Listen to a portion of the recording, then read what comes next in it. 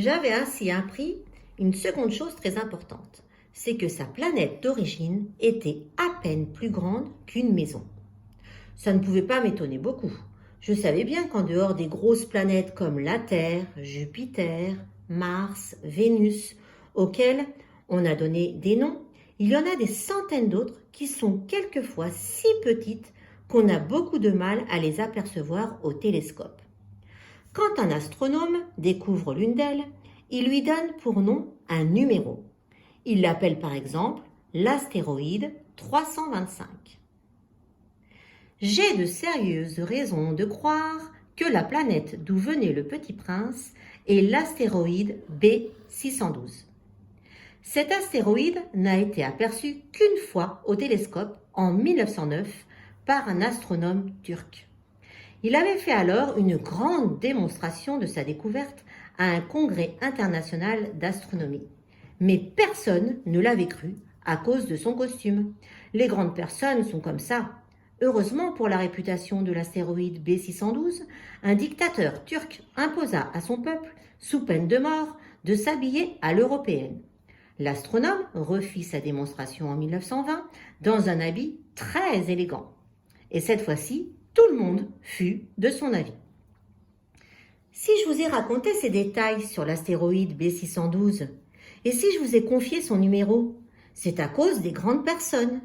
Les grandes personnes aiment les chiffres. Quand vous leur parlez d'un nouvel ami, elles ne vous questionnent jamais sur l'essentiel. Elles ne vous disent jamais « Quel est le son de sa voix ? Quels sont les jeux qu'il préfère ? Est-ce qu'il collectionne les papillons ?» Elles vous demandent « Quel âge a-t-il ? Combien a-t-il de frères ? Combien pèse-t-il ?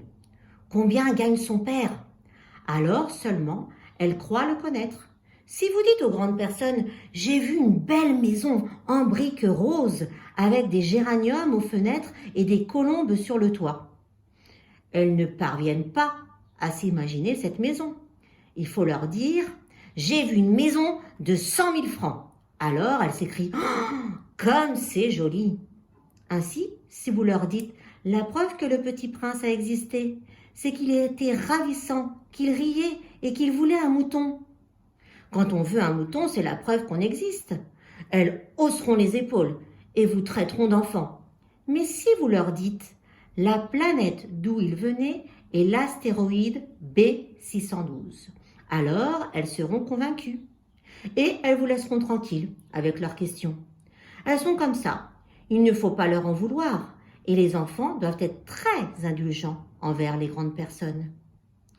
Mais bien sûr, nous qui comprenons la vie, nous nous moquons bien des numéros. J'aurais aimé commencer cette histoire à la façon des contes de fées.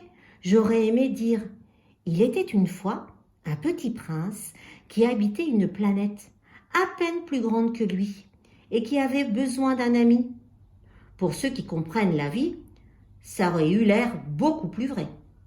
Car je n'aime pas qu'on lise mon livre à la légère. J'éprouve tant de chagrin à raconter ces souvenirs.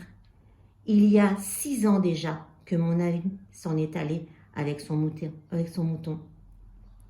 Si j'essaie ici de le décrire, c'est afin de ne pas l'oublier. C'est triste d'oublier un ami. Tout le monde n'a pas eu un ami. Et je puis devenir comme les grandes personnes qui ne s'intéressent plus aux chiffres. C'est donc pour ça que j'ai acheté une boîte de couleurs et de crayons. C'est dur de se remettre au dessin.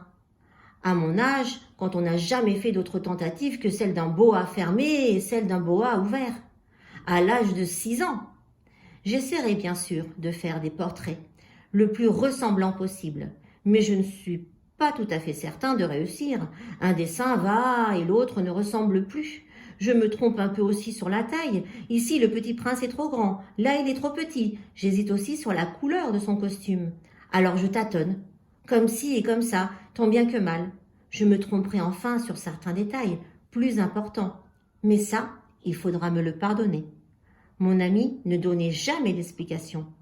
Il me croyait peut-être semblable à lui. Mais moi, malheureusement, je ne sais pas voir les moutons à travers les caisses. Je suis peut-être un peu comme les grandes personnes. J'ai dû vieillir. À suivre.